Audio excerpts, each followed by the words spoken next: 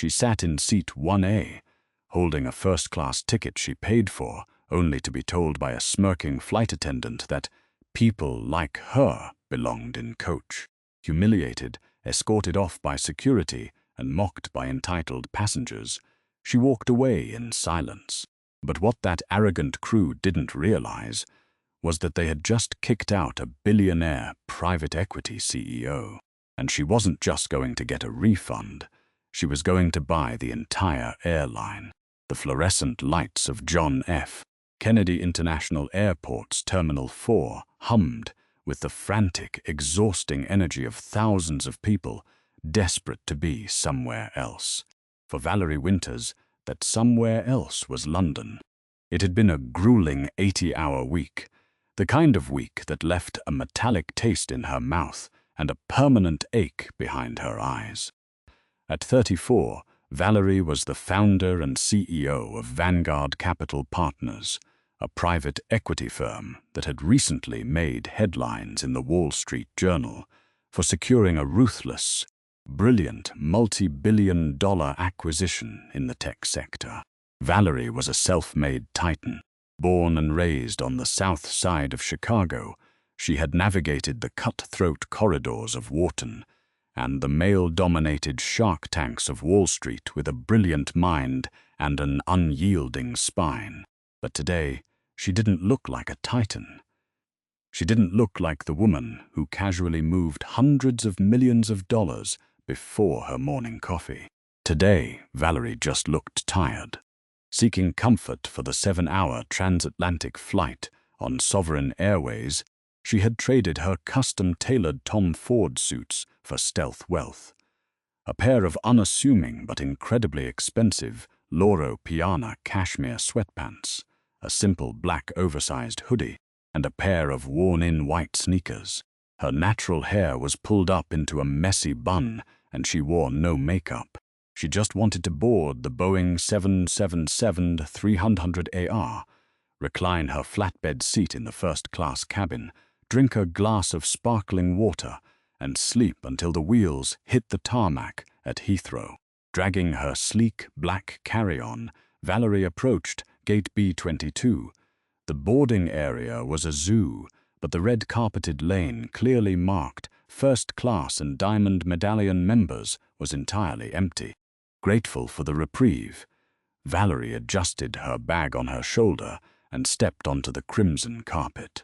Behind the podium stood Richard Collins, a senior gate agent whose perfectly gelled hair and starched Sovereign Airways uniform gave him the air of a man who took his minimal corporate authority far too seriously.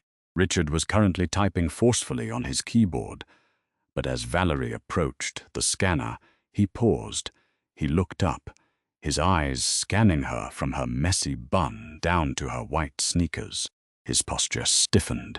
"Excuse me," Richard said, his voice carrying that specific, practiced tone of customer service condescension. "The general boarding line is over there, behind the stanchions. We haven't called Group 5 yet." Valerie stopped, her hand hovering over the digital scanner with her phone. She offered a polite, exhausted smile. "I know I'm flying first class." Richard's eyes narrowed.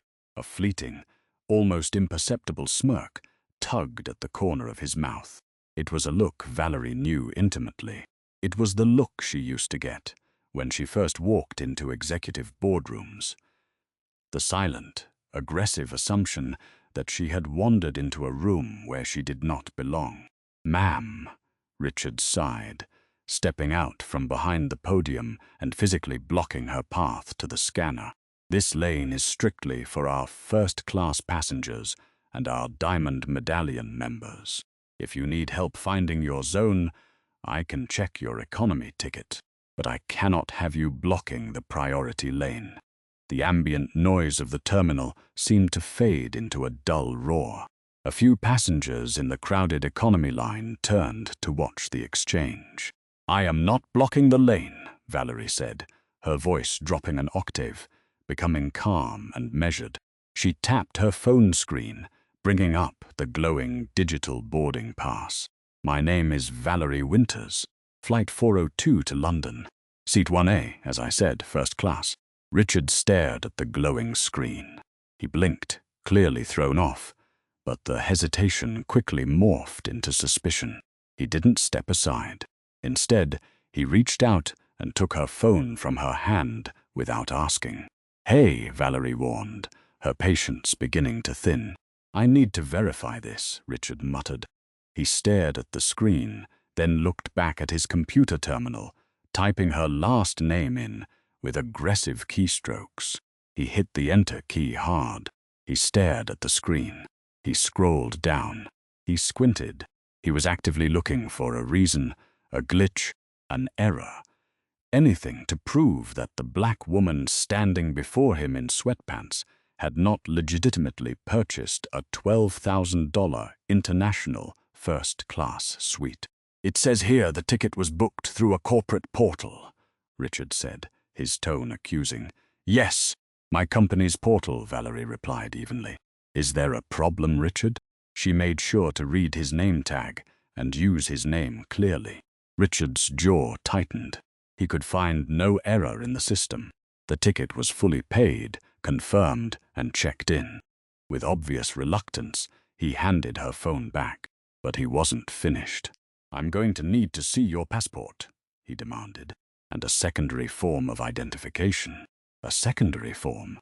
Valerie raised an eyebrow. "Is that a new TSA protocol for boarding, or is that a Richard Collins protocol?" "It's an airline security protocol for high-fare tickets that flag in our system," Richard lied smoothly, crossing his arms. Valerie knew it was a lie. She flew this route twice a month. But she also knew the game. If she raised her voice, if she displayed even a fraction of the annoyance she was currently feeling, she would instantly be labeled the angry, disruptive passenger.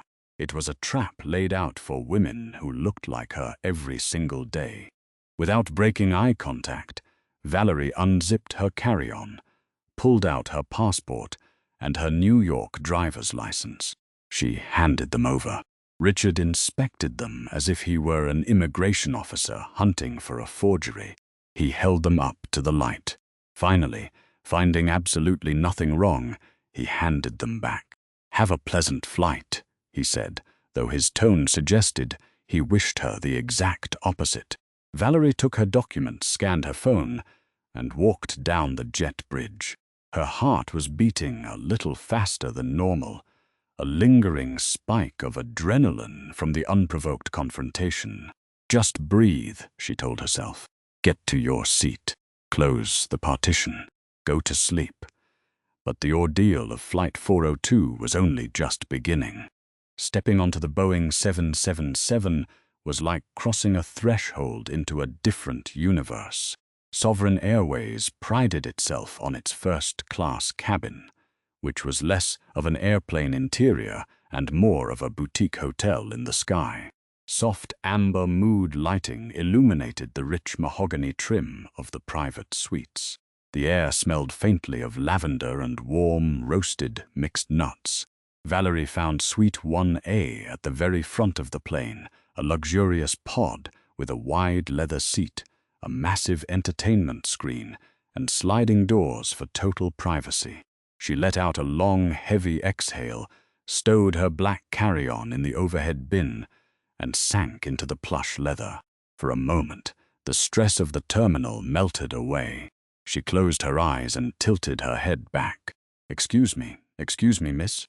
The voice was clipped, heavily accented with British polish, and vibrating with an unmistakable edge of authority. Valerie opened her eyes. Standing in the aisle was Brenda Higgins, the chief purser. Brenda was a woman in her late 50s, impeccably groomed, her blonde hair pulled into a tight, flawless French twist. Her Sovereign Airways uniform was pristine, adorned with gold wings that indicated her senior status. Brenda was looking down at Valerie with a smile that did not reach her cold, calculating blue eyes. "Can I help you?" Valerie asked. "I believe you might be quite lost, dear," Brenda said, her voice loud enough to carry through the quiet cabin. A few other passengers, Wealthy older men in tailored suits glanced over from their suites.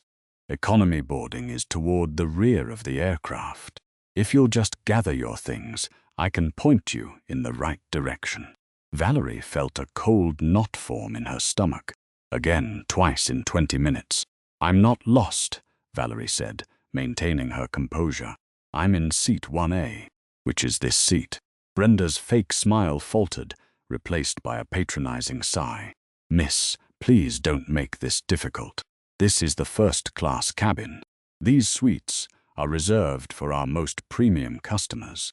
I need you to vacate this seat immediately before the cabin fills up. Valerie reached into her pocket, pulled out her phone, and brought up the boarding pass. She held it up so Brenda could see the massive bold text reading 1A, first class. Brenda stared at the screen. For a second, a flash of confusion crossed her face, quickly replaced by sheer stubbornness. Instead of apologizing, Brenda leaned in closer. Where did you get this?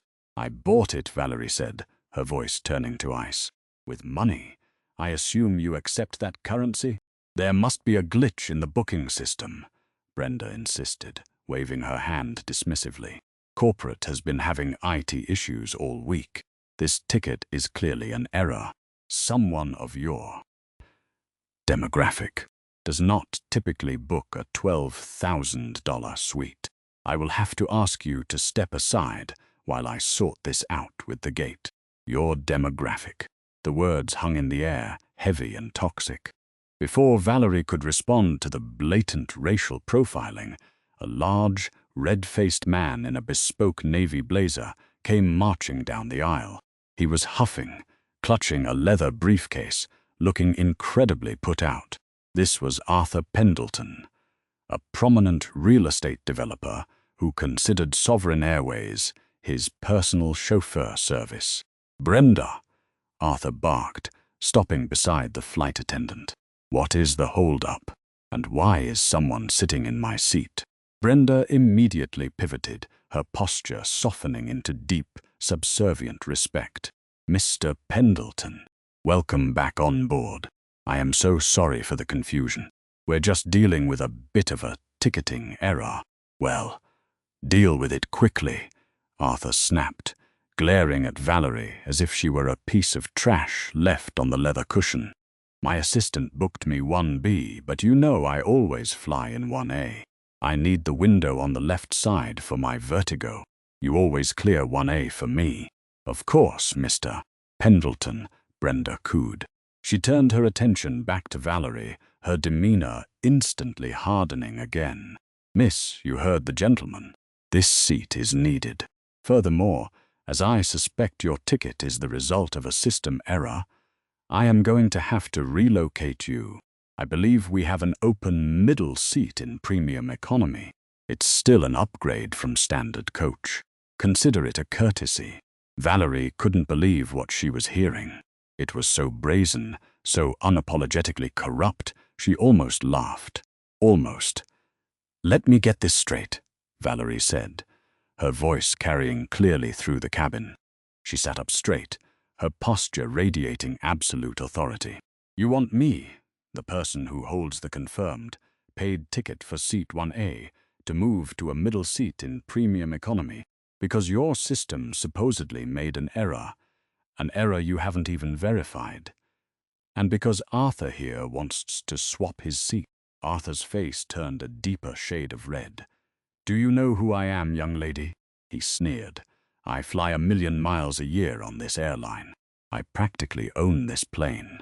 Valerie looked Arthur dead in the eyes. I don't care if you built the plane, Arthur. You are in 1B, I am in 1A.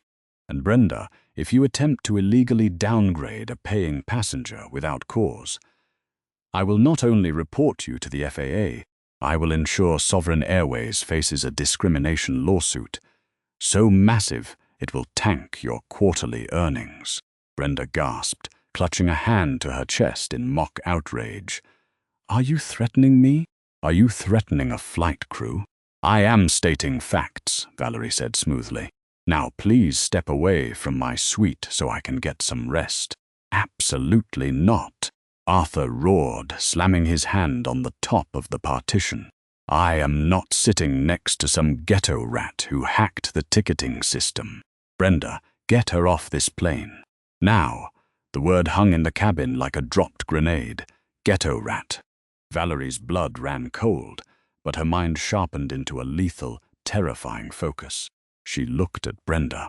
Surely, the flight attendant would reprimand the man who had just screamed a racial slur in the first-class cabin. Instead, Brenda nodded sympathetically at Arthur. I completely understand, Mr. Pendleton. Please, wait in the galley. I will handle this. Brenda pulled a walkie-talkie from her belt. Captain Davies, this is Brenda in first class. We have a situation. We have an aggressive, uncooperative stowaway in seat 1A causing a severe disturbance. I need security and I need her removed. Within 3 minutes, the heavy cockpit door swung open and Captain Gregory Davies emerged. He was a tall man with silver hair and a stern, weathered face. He looked at the scene. Arthur Pendleton fuming near the galley, Brenda Higgins looking distressed and victimized, and Valerie Winters sitting calmly in 1A. What seems to be the problem here? Captain Davies asked, his deep voice meant to command instant obedience. Captain, Brenda said quickly, stepping forward to control the narrative. This young woman is sitting in a seat that does not belong to her. She is holding a ticket that is clearly a system glitch. She has threatened me with a lawsuit, and she is being highly aggressive and disruptive to our premium passengers.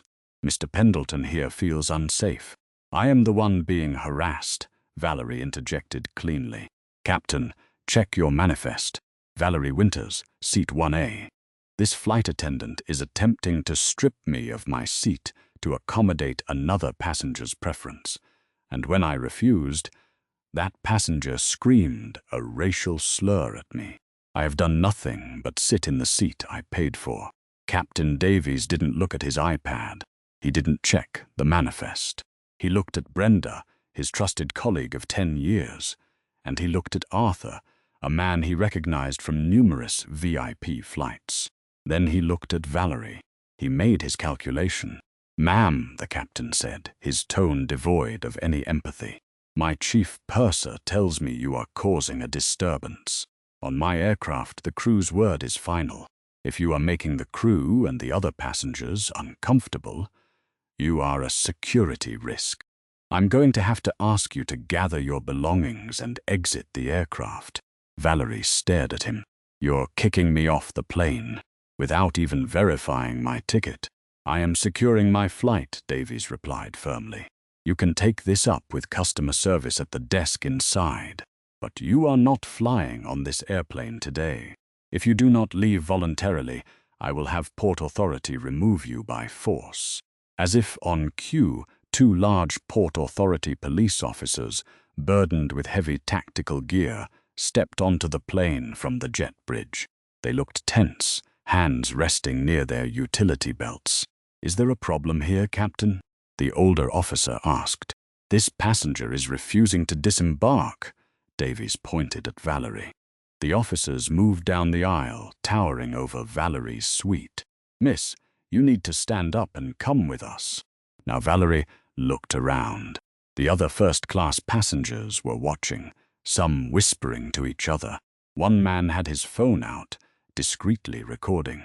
She looked at Arthur Pendleton, who was smirking, a look of triumphant, venomous satisfaction on his face.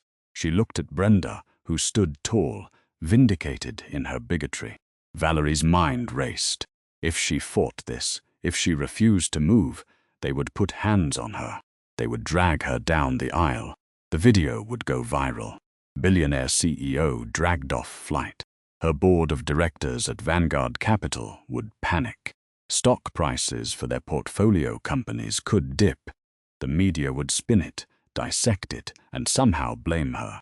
She could not afford the physical indignity, nor the corporate fallout of a physical altercation. But she also knew something they didn't. She knew the exact financial vulnerability of Sovereign Airways. She knew their stock had been tumbling for 3 consecutive quarters. She knew they were drowning in debt and desperate for a buyout. Valerie stood up, slowly, deliberately. She didn't break, she didn't cry, and she didn't yell. She reached up, pulled her sleek black carry-on from the overhead bin, and adjusted her hoodie. She turned to the 2 police officers. "Do not touch me. I am walking." She stepped into the aisle. She looked Arthur Pendleton up and down, a look of such profound, icy pity that his smirk faltered. Then she turned to Brenda Higgins and Captain Davies. "You think you're protecting your airline today," Valerie said, her voice low, steady, and echoing in the quiet cabin. It wasn't a shout, it was a promise. "But you have absolutely no idea whose flight you just delayed. Enjoy the trip. It will be one of your last." Brenda scoffed, rolling her eyes. "Good riddance. Please see customer service for your refund, dear." Valerie walked up the jet bridge, flanked by the armed officers. The walk back up the incline, past the smirking gate agent Richard Collins, and out into the glaring lights of the terminal was deeply, fundamentally humiliating. Her chest burned with the injustice of it, but beneath the humiliation, a massive, unstoppable fire had been ignited. Once she was cleared by the confused Port Authority officers, who quickly realized she was completely calm and not a threat, Valerie found a quiet corner in the VIP lounge of a rival airline. She sat down, opened her laptop, and pulled out her phone. She dialed a number. It rang twice. "Jonathan," Valerie said as her chief financial officer answered. "Valerie? I thought you were in the air. Are you in London?" Jonathan Hayes asked, sounding confused. "No, I'm at JFK. I was just forcefully removed from a Sovereign Airways flight because a flight attendant and a captain decided I didn't fit their aesthetic for first class." There was a dead silence on the line. Jonathan knew Valerie intimately. He knew she didn't exaggerate, and he knew how dangerous she was when she was calm. "Are you okay?" Jonathan asked quietly. "Do we need to call legal? I'll get the best litigators in New York on the phone right now. We'll sue them into the Stone Age." "No," Valerie said, her eyes fixed on the Sovereign Airways plane out the window, watching it push back from the gate. "Lawsuits take years, and they usually settle for an undisclosed amount. I don't want a settlement, Jonathan. I want the whole damn thing." "Valerie, what are you saying?" "I want you to call the M&A team. Wake them up if you have to. Pull the financials on Sovereign Airways Holdings. Look at their outstanding debt, their major shareholders, and their current market cap." Valerie typed rapidly on her laptop, pulling up stock charts. "They've been bleeding cash since the pandemic. I want a strategy for a hostile takeover on my desk by Monday morning. Valerie buying a commercial airline. That's a multi-billion-dollar play. It's wildly outside our current portfolio scope." "I don't care," Valerie said, her voice hardening into diamond. "Find the leverage. Buy up the quiet shares. Contact their majority debt holders. We are going to initiate a hostile takeover of Sovereign Airways, and we are going to do it fast. By the end of this quarter, I want to own that airline." Jonathan sighed, but there was a hint of a smile in his voice. "Yes, boss. I'll get the team on it immediately." Valerie hung up the phone. She looked out the massive glass window as Flight 402 taxied toward the runway. "Have a safe flight, Brenda," Valerie thought, a cold smile touching her lips. "Because when you land, you'll be working for me." By 7 a.m. on Monday, the glass-walled boardroom of Vanguard Capital Partners, overlooking the Manhattan skyline, was a war room. The mahogany table was buried under stacks of financial disclosures, SEC filings, and risk assessment portfolios. Valerie Winters stood at the head of the table, a cup of black coffee in hand, looking remarkably rested for someone who had just declared financial war from an airport lounge.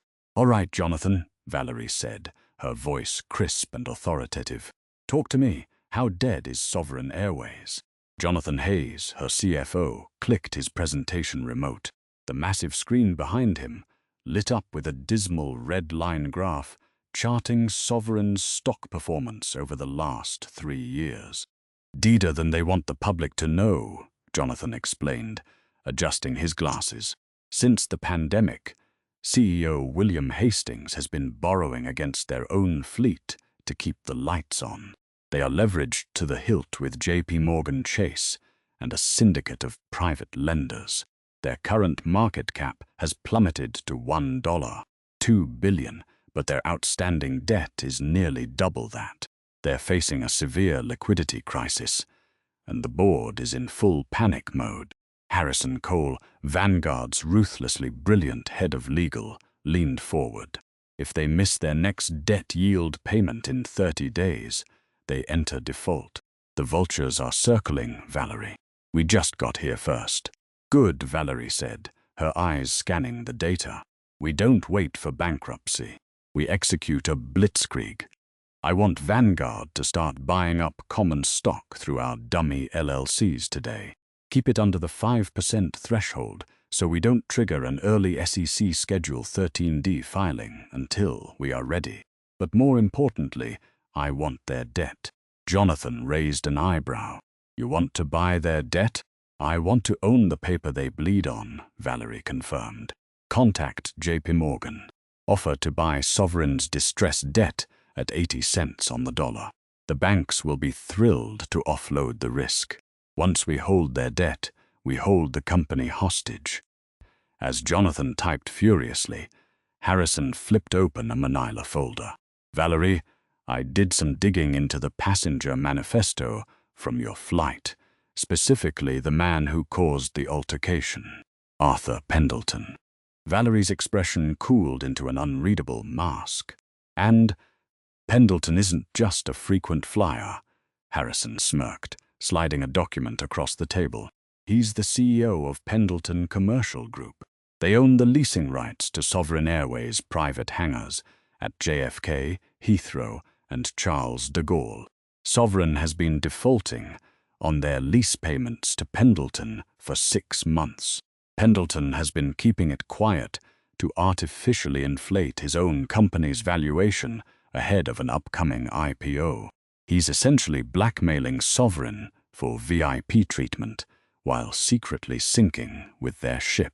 A slow, dangerous smile spread across Valerie's face. It was the kind of twist that private equity titans dreamed of.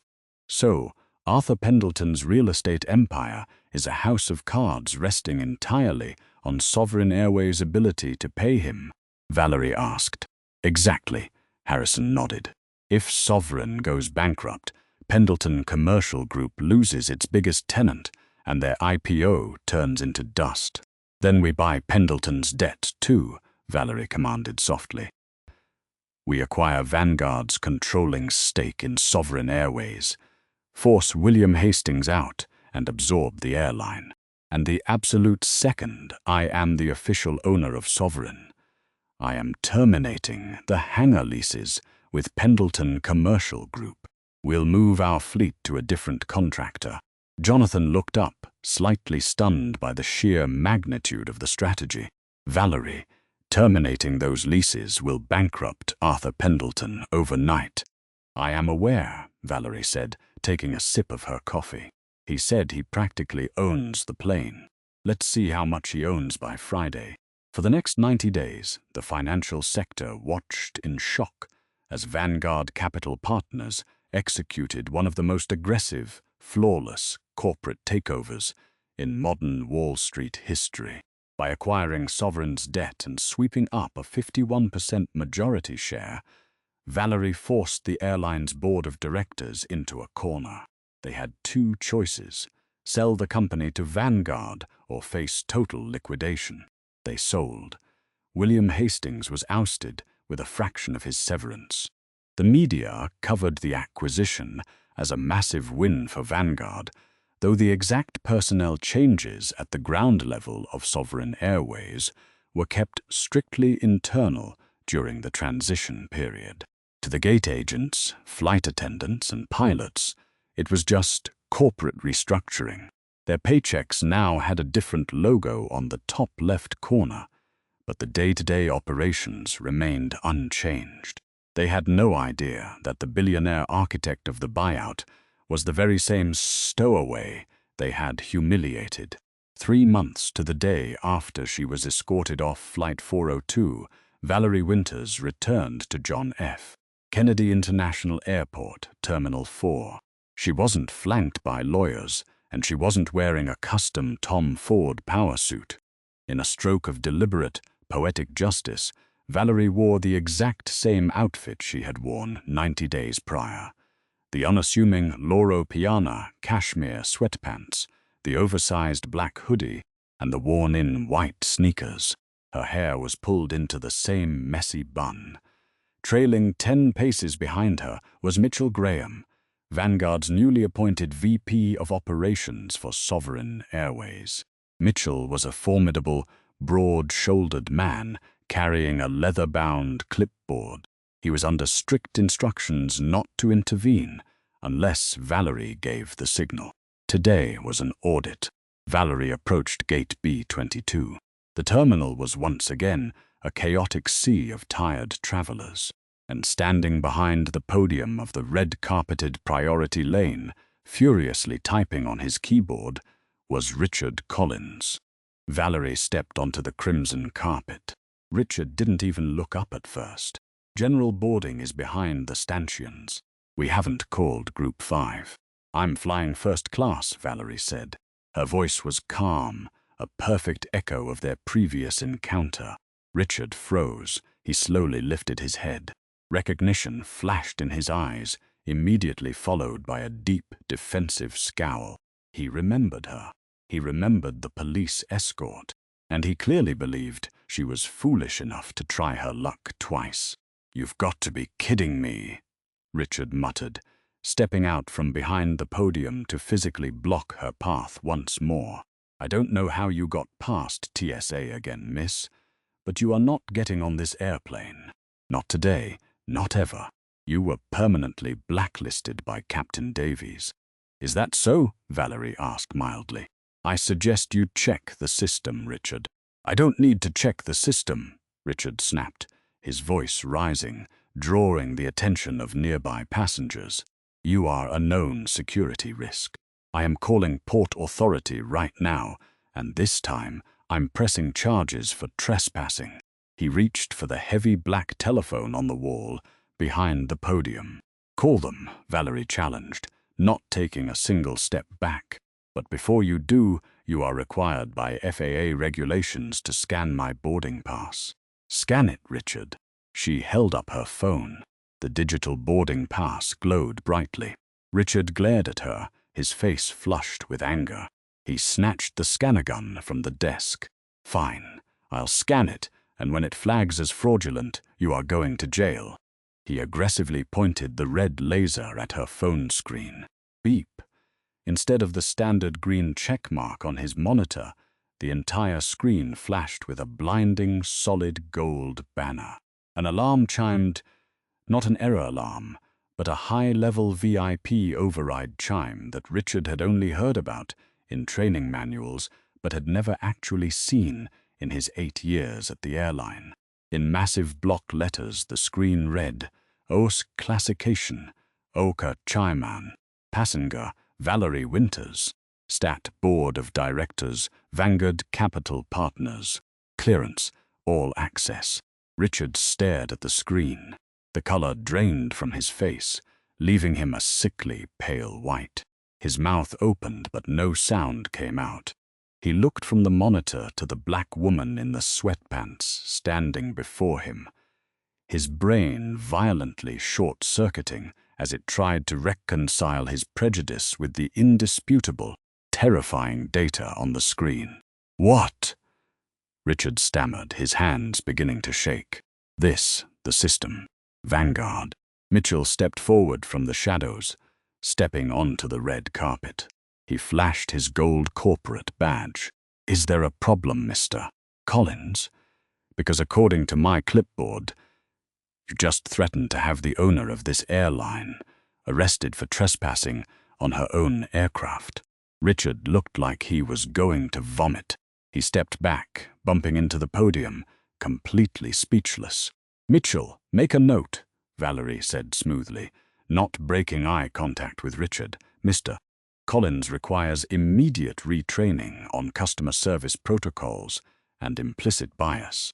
Suspension pending a full HR review."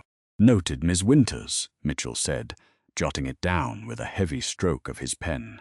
Valerie retrieved her phone from the stunned gate agent. "Thank you, Richard. Have a pleasant shift." Without waiting for a response, Valerie walked past him, her white sneakers completely silent on the jet bridge. She had a flight to catch and a very specific flight crew to fire. The air inside the Boeing 777-300ER was perfectly climate-controlled. A cool 70 degrees that smelled faintly of expensive citrus and warm towels. As Valerie stepped through the heavy metal door of the aircraft, the familiar hum of the auxiliary power unit vibrated beneath her white sneakers. It was a precise, almost cinematic recreation of the day she had been humiliated. She turned left toward the first-class cabin. Standing in the aisle, meticulously arranging a silver tray of pre-departure champagne flutes, was Chief Purser Brenda Higgins. Brenda was humming a soft, classical tune, perfectly in her element, ruling her little airborne kingdom with an iron, manicured grip. Valerie walked directly to Suite 1A, unzipped her sleek black carry-on, and hoisted it into the overhead bin with a soft thud. At the sound, Brenda turned around. The champagne flute in Brenda's right hand slipped, clattering against the silver tray and shattering into a dozen sparkling pieces. The pale liquid spilled over the fine linens, but Brenda didn't even look down. Her eyes were locked onto Valerie, widening in a mixture of profound shock and immediate, visceral outrage. For a full 5 seconds, the cabin was completely silent, save for the dripping champagne. "You," Brenda finally hissed, her voice trembling as all the blood rushed to her face. She practically lunged forward, her pristine Sovereign Airways uniform suddenly looking tight and restrictive. "How on earth did you get past the gate? What kind of scam are you pulling?" Valerie ignored her. She calmly smoothed out the wrinkles in her Loro Piana cashmere sweatpants and sat down in the plush leather seat of 1A. She adjusted the lumbar support. "I asked you a question," Brenda snapped, abandoning all pretense of her polite, British-accented customer service persona. The venom was raw and unfiltered. "Get out of that seat immediately. I don't know how you slipped past Richard, but you are blacklisted from this airline. You are trespassing on a commercial aircraft, and I will have you arrested." "Call them, Brenda," Valerie said, her voice a calm, smooth lake compared to Brenda's raging storm. She crossed her legs and looked up at the flight attendant. "Call Port Authority. In fact, call Captain Davies out here, too. Let's get the whole welcoming committee together." Brenda's eyes narrowed into slits. She reached for the interphone on the galley wall. "You have made a terrible mistake coming back here. You think you can intimidate me? I deal with entitled, arrogant people every single day." "I know you do," Valerie replied, her tone dipping into absolute zero. "But you've never dealt with me." Before Brenda could unhook the receiver, a chaotic commotion erupted from the jet bridge. Heavy, frantic footsteps echoed through the entryway, accompanied by a booming, panicked voice. "What do you mean they terminated the leases? All of them? When?" Arthur Pendleton came practically tumbling into the first-class cabin. He looked nothing like the smug, tailored titan of industry he had been 90 days ago. His bespoke navy blazer was wrinkled, his tie was loosened, and he was sweating profusely. He had a phone pressed hard against his ear, his face a terrifying shade of magenta. "No, listen to me, David." Arthur screamed into his phone, completely ignoring the shattered glass on the floor and the tense standoff in the aisle. You call the board. You tell them it's a clerical error. If Vanguard officially pulls out of JFK and Heathrow, our stock is going to crater before the opening bell. Fix it! Arthur lowered the phone, breathing heavily, his eyes darting wildly around the cabin as he tried to process his immediate surroundings. He looked at Brenda. He looked at the spilled champagne. And then, slowly, his gaze drifted to Suite 1A. Arthur blinked. He rubbed his eyes, as if the immense stress of his collapsing company had finally caused him to hallucinate. You, Arthur breathed, the memory of their last encounter instantly reigniting his foul temper. The shock quickly morphed into a desperate, hateful rage. He needed someone to take his catastrophic morning out on, and the woman who had inconvenienced him months ago was the perfect target. What is she doing here? Brenda, I told you I never wanted to see this ghetto rat on my flights ever again. I need 1A. My company is in a crisis and I need to lie down. I am handling it, Mr. Pendleton, Brenda said, visibly rattled by Arthur's chaotic energy, but desperate to maintain control. She unhooked the interphone. Captain Davies, please report to the first-class cabin immediately. We have a severe security breach. The stowaway from 3 months ago has somehow boarded the aircraft. Within seconds, the heavy cockpit door swung open. Captain Gregory Davies marched out, his face set in a deep, authoritative scowl. He took one look at Valerie sitting comfortably in 1A, and his jaw tightened. Unbelievable, Davies muttered, shaking his head. He marched down the aisle, stopping just inches from Valerie's suite, trying to use his height to physically intimidate her. I don't know what kind of stunt you think you're pulling, lady, but you just bought yourself a federal charge. I permanently banned you from my aircraft. Your aircraft? Valerie asked, raising a single, perfectly sculpted eyebrow. Yes, my aircraft, Davies growled. Now get up. I am not calling Port Authority to gently escort you this time. I am calling the Federal Air Marshals. You won't need to call anyone, Captain.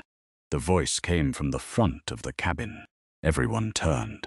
Stepping through the aircraft door was Mitchell Graham.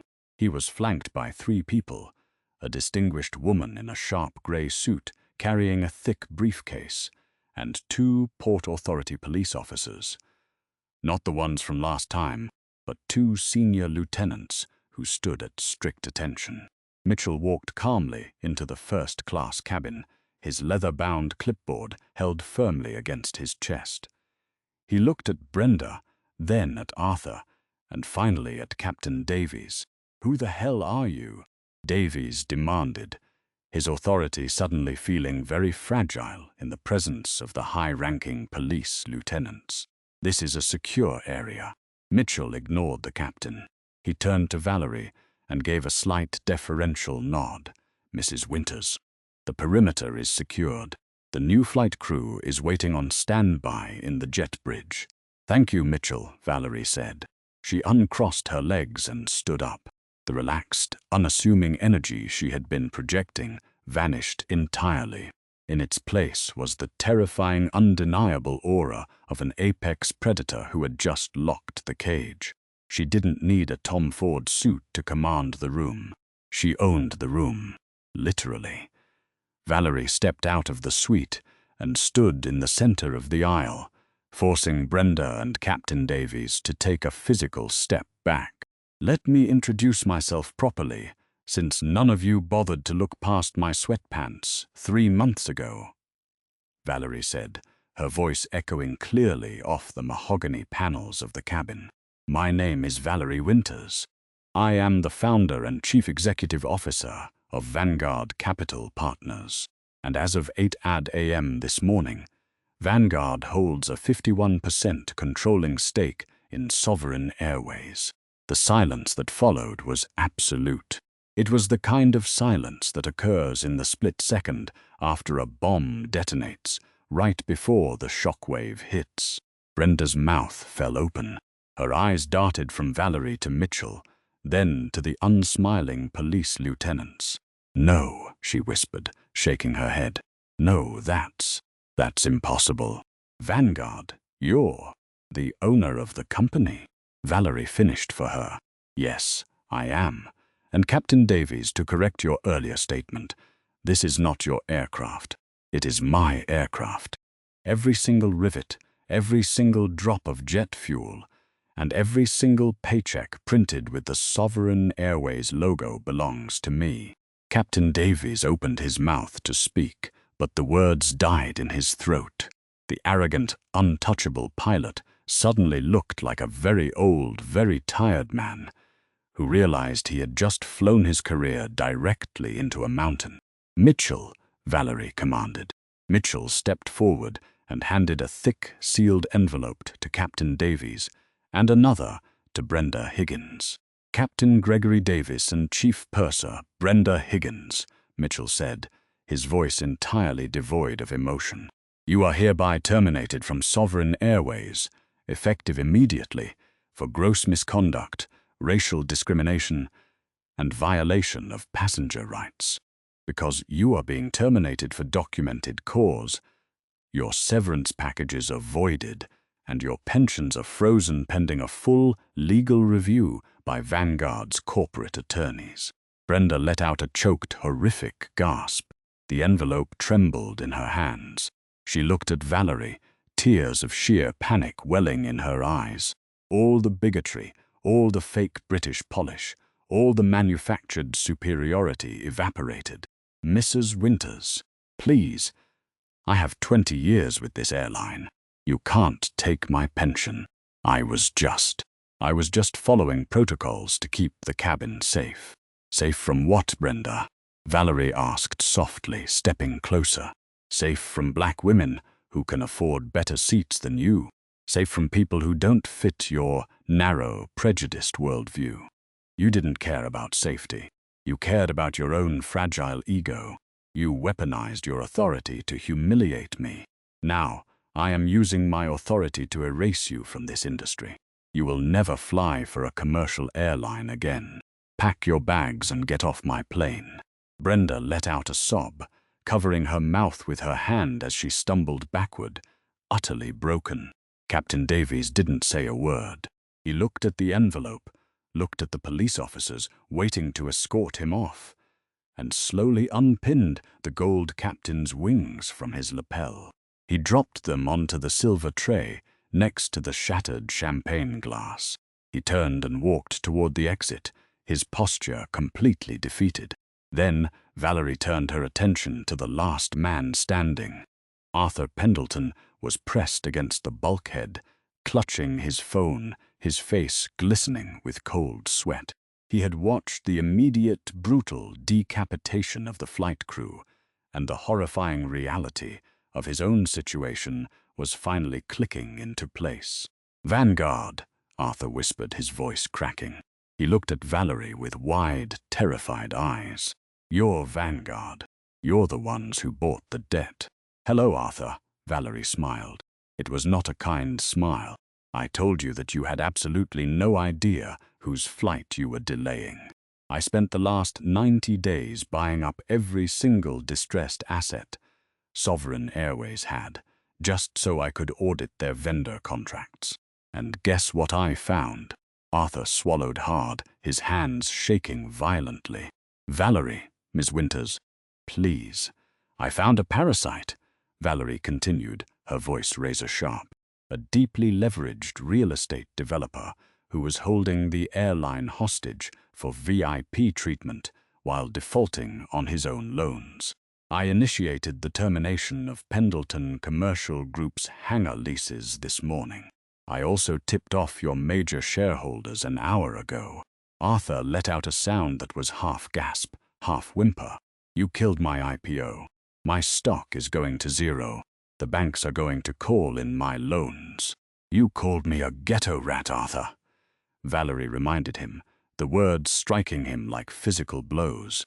"You told Brenda to throw me off this plane because you felt entitled to my seat. You built your entire identity on the illusion of power. So I bought your illusion, and I burned it to the ground. By Friday, Pendleton Commercial Group will be in receivership. You are bankrupt." Arthur's knees gave out. He literally collapsed into seat 1B, dropping his phone onto the floor. He put his head in his hands, completely paralyzed by the sheer magnitude of his ruin. The empire he had spent 3 decades building had been dismantled in 90 days by the woman he had deemed unworthy of breathing the same air as him. "Mitchell," Valerie said, turning away from the pathetic sight of the ruined billionaire. "Have the officers escort Mr. Pendleton off the aircraft. He no longer meets the financial requirements to fly first class, or at all." "Right away, boss," Mitchell nodded. The 2 Port Authority lieutenants moved in. They didn't drag Arthur, but they hauled him to his feet with firm, unsympathetic grips. Arthur didn't fight back. He was a ghost, a hollow shell of a man being marched out of the first-class cabin he had once claimed to own. As Brenda was escorted out behind him, still weeping silently, Valerie stood alone in the cabin. The silence returned, but this time it was a peaceful, cleansing silence. The toxic infection had been cut out. 10 minutes later, the atmosphere inside the first-class cabin of Flight 402 completely transformed. A fresh flight crew, personally vetted by Mitchell Graham and Vanguard's new HR department, boarded the aircraft. They were diverse, highly professional, and radiated a warm, genuine hospitality that had been entirely absent under Brenda Higgins' regime.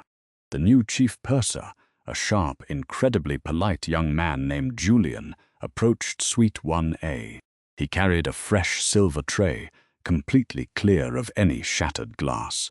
"Miss Winters," Julian said, offering a warm, respectful smile. "On behalf of the new Sovereign Airways, welcome aboard. We are absolutely honored to have you flying with us today.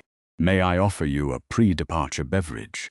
We have the vintage champagne or perhaps a sparkling water."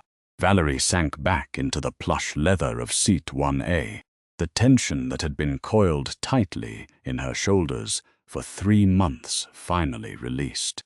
She looked at Julian and smiled, a real, genuine smile. "Sparkling water would be wonderful, Julian." "Thank you. Right away, ma'am." As Julian stepped into the galley to prepare her drink, Mitchell approached the suite one last time. He held out his clipboard for her to sign the final audit release forms. "The terminal is secured. The press release regarding the acquisition and restructuring is live, and the market is reacting positively," Mitchell reported, keeping his voice low. "Sovereign's stock is already up 4% on the news of Vanguard's takeover. Pendleton Commercial Group has halted trading, pending a catastrophic volatility drop." Valerie signed the paperwork with a fluid, practiced stroke of her pen. "Excellent work, Mitchell. Ensure the gate agent, Richard Collins, is processed through HR for his suspension. I want a full cultural overhaul of this airline's customer service training within 6 months. If any employee treats a paying passenger the way I was treated, I want them gone." "Consider it done, boss," Mitchell said, taking the clipboard back. "Have a great flight to London. You earned some rest." "I intend to take it," Valerie said, pulling her oversized black hoodie a little closer around her shoulders. Mitchell disembarked. The heavy cabin door was finally sealed shut, and the Boeing 777-300 Air began its pushback from the gate. Valerie looked out the large, double-paned window. She watched the tarmac slowly roll by, the flashing lights of the ground crew guiding the massive aircraft toward the runway. She thought about the journey that had brought her here. She thought about the countless times she, and women who looked like her, had been told to step aside, to move to the back, to accept less than what they had earned. She had spent her life fighting those battles in boardrooms and corner offices. But today, the victory felt entirely different. Today, she hadn't just won a seat at the table. She had bought the entire building, fired the bouncer, and changed the locks. The engines roared to life, a deep, powerful vibration that shook the cabin. The aircraft surged forward, accelerating down the runway with terrifying, beautiful speed, leaving the ground behind. As Flight 402 broke through the thick layer of New York clouds, ascending into the bright, endless expanse of the upper atmosphere, Valerie Winters reclined her seat until it formed a perfect flat bed. She pulled a warm cashmere blanket over her legs, took a sip of her sparkling water, and closed her eyes. For the first time in 90 days, the billionaire CEO finally got to sleep. Did you love watching this billionaire boss exact the ultimate corporate revenge? There is nothing more satisfying than seeing arrogant, entitled bullies get completely destroyed by the very people they tried to humiliate. Valerie didn't just get even. She bought the whole company and changed the game. If you loved this epic story of karma, absolute power, and poetic justice, hit that like button right now. Share this video with someone who loves a brilliant plot twist. And don't forget to subscribe to the channel for more incredible, satisfying, real-life drama stories. Leave a comment below on what you would do if you bought an airline.